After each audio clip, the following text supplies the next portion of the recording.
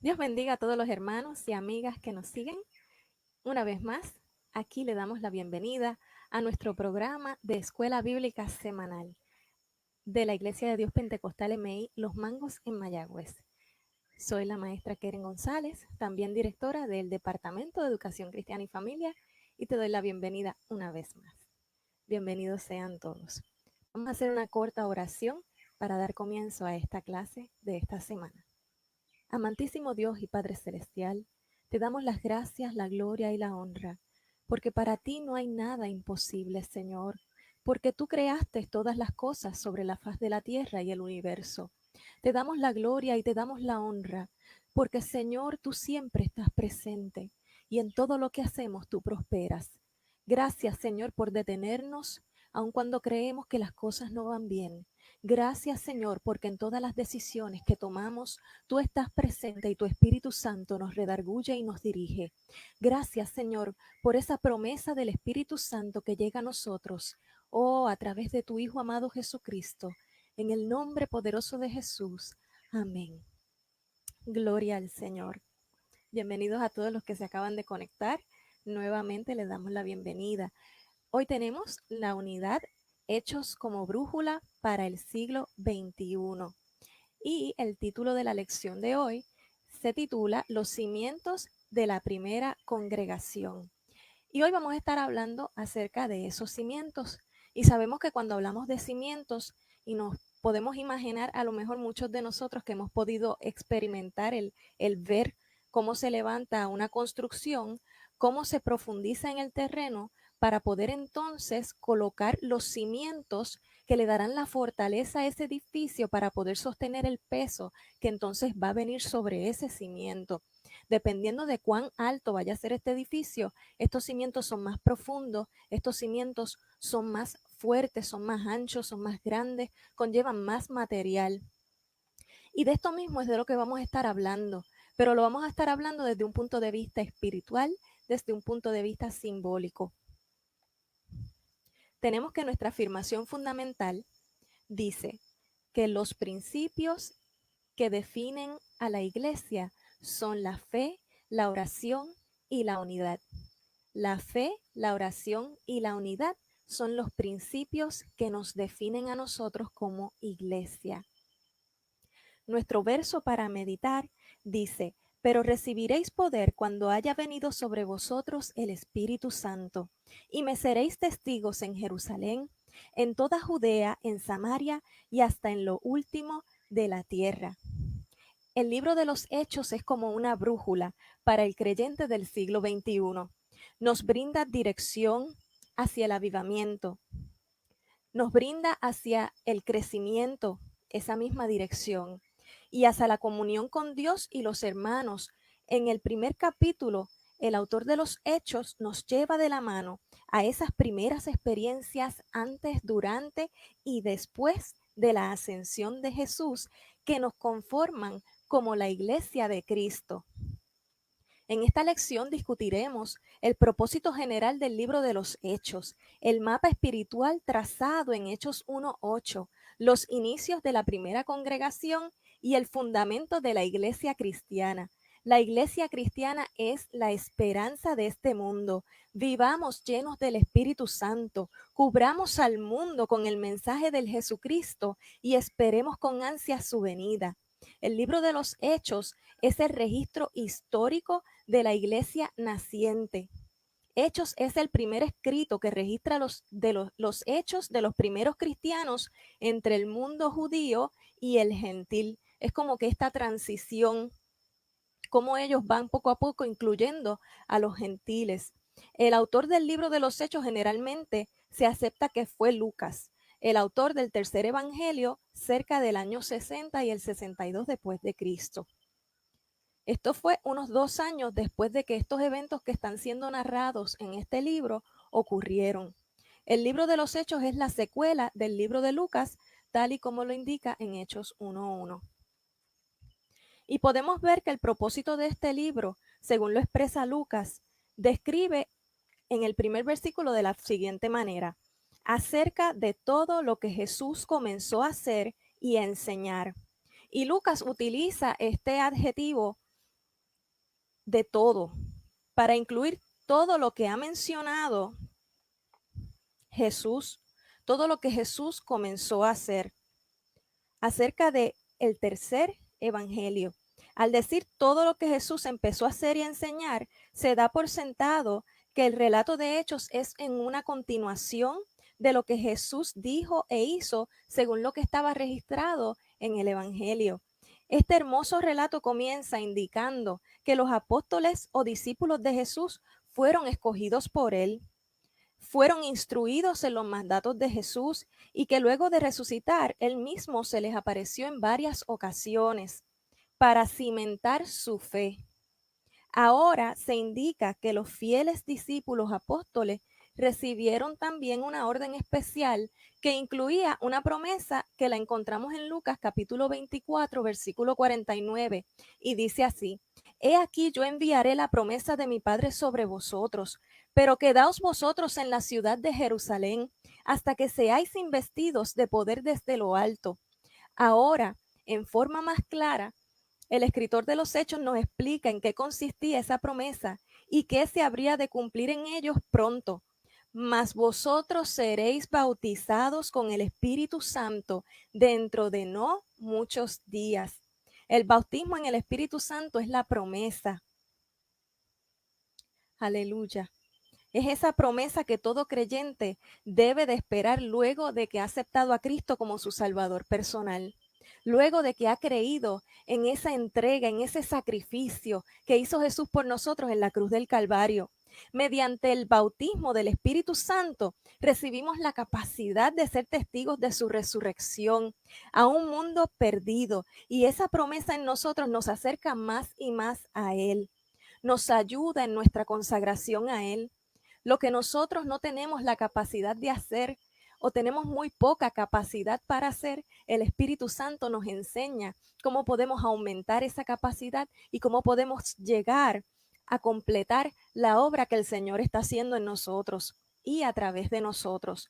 Como dice el antiguo coro pentecostal, lo necesito, sí lo necesito. Es la promesa que busco yo. La promesa de Jesús en Lucas 24:49 y en Hechos 1:5 ciertamente causó una expectativa en cada uno de ellos.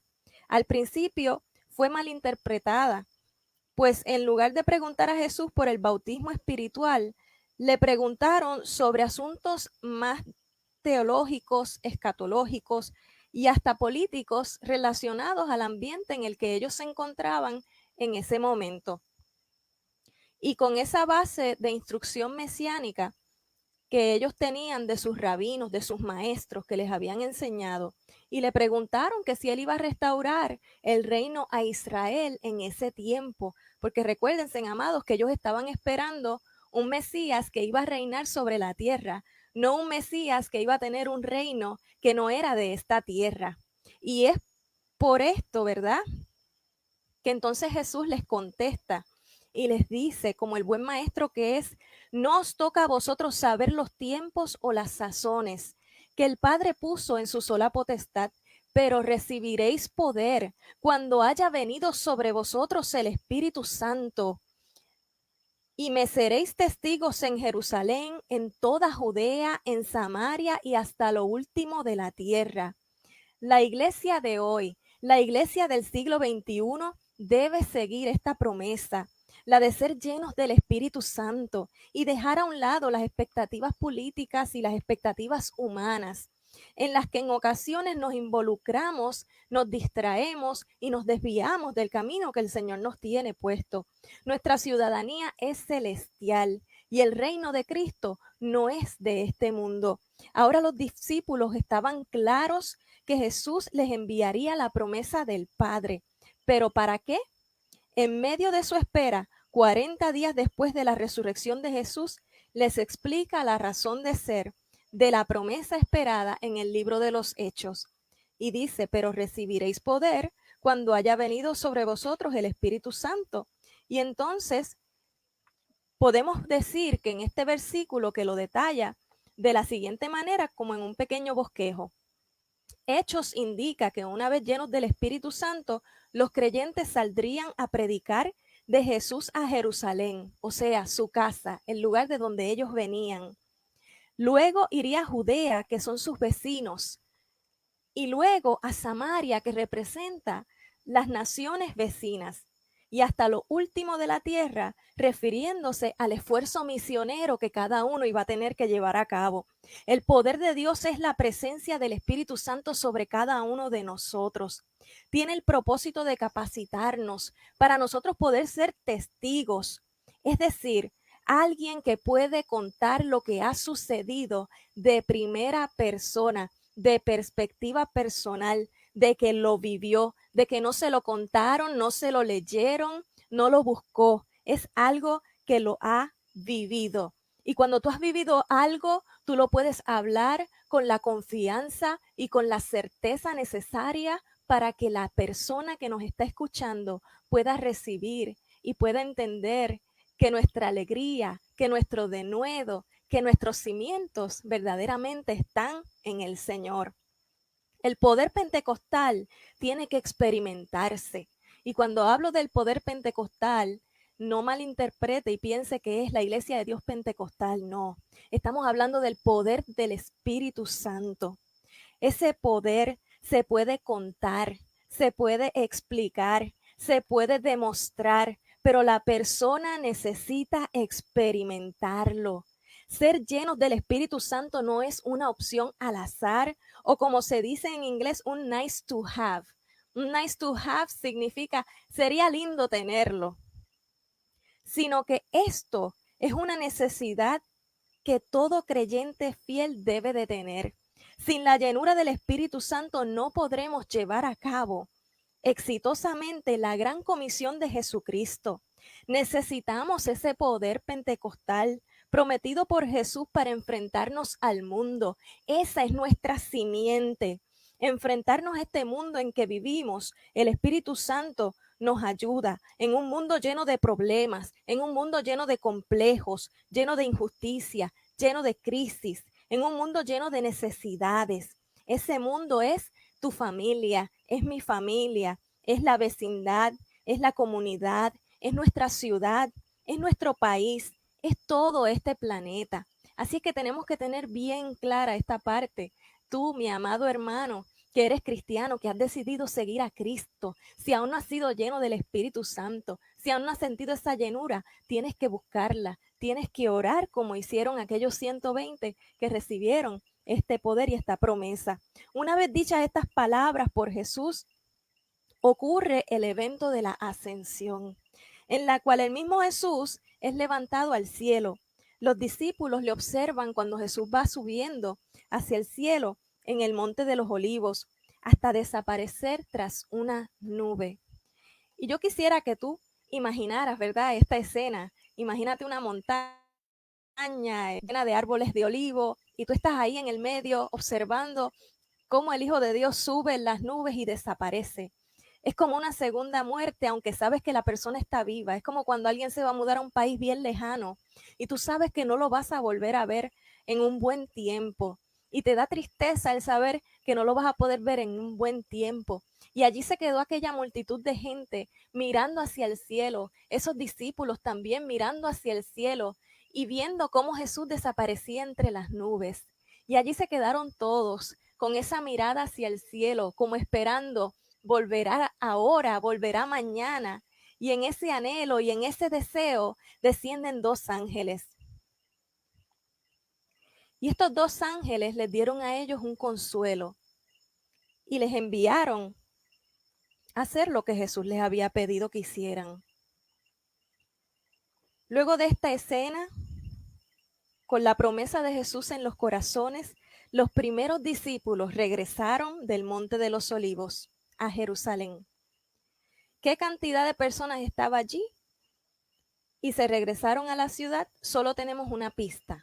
En 1 Corintios capítulo 15, 6 dice, después apareció a más de 500 hermanos a la vez, de los cuales muchos viven aún y otros ya duermen.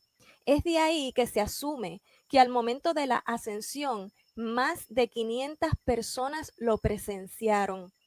Del Monte de los Olivos, los hermanos acudieron a una casa en Jerusalén que el escritor de Hechos se limita a describir como aposento alto. Se cree que este aposento alto al que ellos fueron a orar fue el mismo aposento alto donde Jesús tuvo su comida, su última cena con los discípulos. Aquí Lucas se refiere a ese lugar como un lugar ya conocido y donde se reunían los apóstoles habitualmente. Es probable que se trate de la misma casa de María, la madre de Juan Marcos, en la que más adelante se reúnen los cristianos.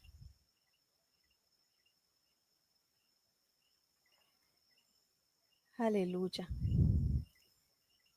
Una vez reunidos en este aposento alto, Pedro tomó una iniciativa y le hace una declaración a cada uno de los que estaban allí y comenzó esa conversación acerca de que tenían que escoger a un 12º discípulo para sustituir a Judas Iscariote. Para afirmar la necesidad de completar la cantidad de apóstoles al número original 12, él citó Salmos 69:26 y el 109:8. Este discurso de Pedro enfatizó la necesidad de completar el número de los discípulos y así sustituir a Judas. Podría tratarse de una necesidad de un orden simbólico, pues al igual que habían sido 12 patriarcas en Israel, Jesús había escogido 12 apóstoles, y serían los 12 apóstoles los que engendren en Cristo a los creyentes y constituyan esas columnas del nuevo pueblo de Dios. La elección apostólica se llevó a cabo entre dos hermanos, y estos fueron José, llamado Barsabás, que tenía por sobrenombre Justo, y a Matías. Algo importante que podemos notar durante todo este proceso es que lo que ellos hicieron fue primero escoger a estas personas, ya que tenían que buscar varios requisitos, y entre los requisitos estaba que estas personas hubiesen conocido a Jesús en persona y hubiesen tomado clases o enseñanzas de Jesús. Y como este era el requisito, consiguieron a 2 personas, entre esas 2 personas las que mencioné. Luego de conseguir a esas 2 personas, procedieron a hacer una oración. Orar antes de la toma de decisiones no es solo una buena práctica, sino que es una práctica bíblica que nos están enseñando a través de este hecho y de este suceso los discípulos. Ellos dijeron, vamos a tomar una decisión importante. Y como vamos a tomar una decisión importante, tenemos que ponerla delante de la presencia de Dios y pedirle que a través de su Espíritu Santo nos dirija. La oración es traducida por la versión Dios habla hoy así: Señor, tú que conoces los corazones de todos, muéstranos cuál de estos 2 has escogido para que tome a su cargo el servicio de apóstol que Judas perdió por su pecado, cuando se fue al lugar que le correspondía. Una vez oraron, la escritura dice que ellos echaron suertes. La práctica de echar suertes era común en los tiempos del Antiguo Testamento. Ya en el Nuevo Testamento, los evangelios dicen que los soldados echaron suertes sobre las ropas de Jesús, y luego del derramamiento del Espíritu Santo de Pentecostés, se puede ver que nuevamente se echa suertes, pero es después de esta oración y solamente para escoger a este nuevo discípulo que iba a reemplazar a Judas Iscariote. La elección se llevó a cabo y Matías, conocido como Judas, en otras versiones, fue el favorecido, y dice la escritura que ese día fue contado con los 11 apóstoles. Nuestras asambleas, nuestras votaciones, nuestras decisiones de vida diaria que se hacen en las congregaciones deben ser dirigidas por Dios. Es decir, hay que encomendar a Dios la elección mediante la oración y luego acatar el resultado, reconociendo que hicimos una oración de fe y que Dios tiene todo el poder para decidir quién queda y quién sale. No podemos, ¿verdad?, postularnos o ser postulados para alguna posición, tanto dentro de la iglesia como fuera de ella. Orar y pedirle a Dios que se haga su voluntad y que de momento no nos toque a nosotros hacerlo o no salgamos nosotros electos.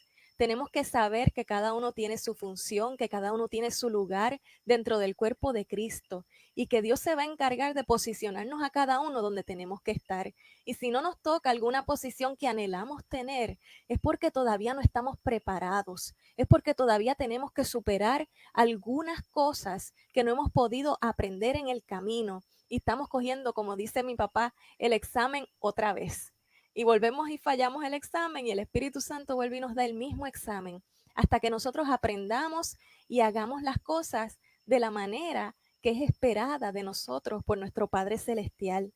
La iglesia de Dios no es un cuerpo o organización desorganizada y aleatoria. Es un cuerpo organizado, estructurado bíblicamente, compuesto por nuestros creyentes, salvados por Jesucristo. Esa estructura que nos lleva a la unidad es vital para ejercer la función que Dios ha encomendado a la iglesia.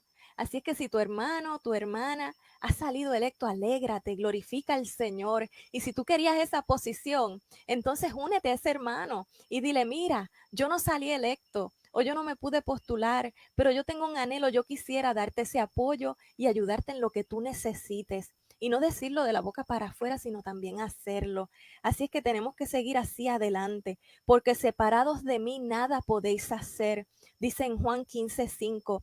Y en Juan 17:21 dijo Jesús, además, sean uno en nosotros, para que el mundo crea que tú me enviaste. Somos necesarios en la viña del Señor, pero recordemos que no somos imprescindibles. Así que en el momento en que tú decidas dejar de trabajar, por el simple hecho de que no fuiste escogido para lo que tú querías trabajar, no significa que el Señor no va a conseguir quien haga esa obra que tú no quieras hacer. La enseñanza práctica del primer capítulo del libro de los Hechos consiste en hacernos saber varios principios. El primer lugar, que el cristiano debe vivir en expectativa de la segunda venida del Señor, que sabemos que Cristo viene otra vez. Debemos vivir con ese anhelo, con ese deseo, todos los días levantarnos y decir, Señor, gracias, porque yo sé que tú vienes otra vez. En segundo lugar, tenemos que reconocer la necesidad de ser llenos del Espíritu Santo. Esta vida no se resiste sin el Espíritu Santo. No se puede salir de dolores profundos, de heridas profundas que se producen a través de la vida, que personas nos hacen, que nosotros mismos nos hacemos con las decisiones que tomamos. Solo el poder del Espíritu Santo y nuestra decisión de permitirle trabajar en nosotros pueden sanar esas heridas, puede darnos el consuelo que necesitamos para nosotros dejar de llorar, para nosotros dejar de sufrir, para nosotros dejar de mirar el problema y poder ver las soluciones. Y en tercer lugar, la iglesia es un cuerpo que se rige desde sus inicios por su fe, la oración y la unidad. Así que nosotros como iglesia del siglo XXI tenemos que mirar atrás esa primera iglesia e imitar ese ejemplo de fortaleza, de unidad, de oración y de fe. Todos estaban unánimes juntos, dice la palabra. Esto significa que todos estaban unidos en un mismo lugar y estaban juntos. Todos tenían el mismo pensamiento. Todos estaban pidiendo la misma cosa. ¿Cuánto más poderosa sería la iglesia de hoy si en lugar de llegar a la casa del Señor y cada uno orar por su situación particular, buscara orar por la misma cosa? También habla la palabra de que cuando hay dos o más pidiendo algo, el Señor responde mucho más aquel que insiste, ¿verdad? Y mucho más si tiene más personas. Así es que si somos muchos y estamos de acuerdo, estamos unidos, estamos juntos y tenemos ese mismo pensamiento y ese mismo sentir de espíritu, el crecimiento va a venir. El Espíritu Santo va a llenar a aquellos que no han sido llenados, va a sobreabundar en aquellos que ya ha llenado. Y la gloria del Señor será manifiesta y podremos ser mejores testigos para predicar estas buenas de salvación. Dios es un Dios de orden y las congregaciones debemos seguir el orden de Dios. Primero nos convertimos a Jesucristo. Segundo, nos llenamos del Espíritu Santo. Y tercero, tenemos que dejarnos guiar por Él. Dios les bendiga, Dios les guarde. Esta fue su hermana Keren González y vamos a hacer una oración para terminar. Gloria al Señor. Gracias, Señor, te doy la gloria y te doy la honra, porque yo sé que tú has hablado a través de esta palabra. Sé tú glorificándote en los hogares de cada uno de mis hermanos, de cada uno de los amigos, Señor, que nos sintonizan en este día y en días siguientes. Padre, bendice a cada uno de ellos. Si tienen alguna dolencia, oh Señor, pon tu mano poderosa sobre ese lugar donde les duele. Sé tú quitando toda dolencia, Señor, en el nombre de Jesús. Oh Padre, para que puedan testificar de cómo tú les has tocado, de cómo tú les has sanado, de cómo tú les has levantado y les has libertado. Sé tú glorificándote, Señor, en cada una de sus vidas. Dales sabiduría, dales inteligencia, dales dirección, que sean llenos de tu Espíritu Santo, Padre, en el nombre poderoso de Jesús, que puedan recibirte, Señor, con toda la libertad, con todo el ánimo, con todo el entusiasmo que tú te mereces. Gracias, Padre. Si alguno ha aceptado, Señor, el llamado y decir, yo estoy aquí, yo quiero recibir a Cristo como mi Salvador, Padre, lo pongo en tus manos. Sé tú dirigiéndole, Señor, al lugar en donde habrá de crecer, en donde habrá de llenarse de tu palabra y de tu Espíritu Santo.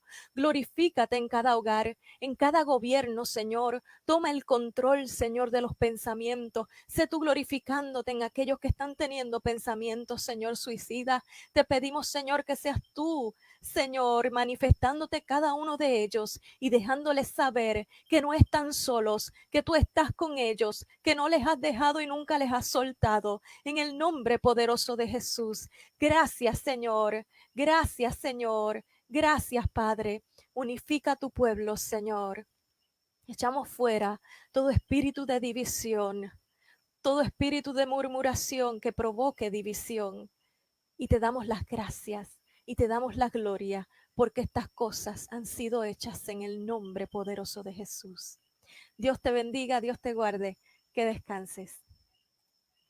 Hasta la semana que viene.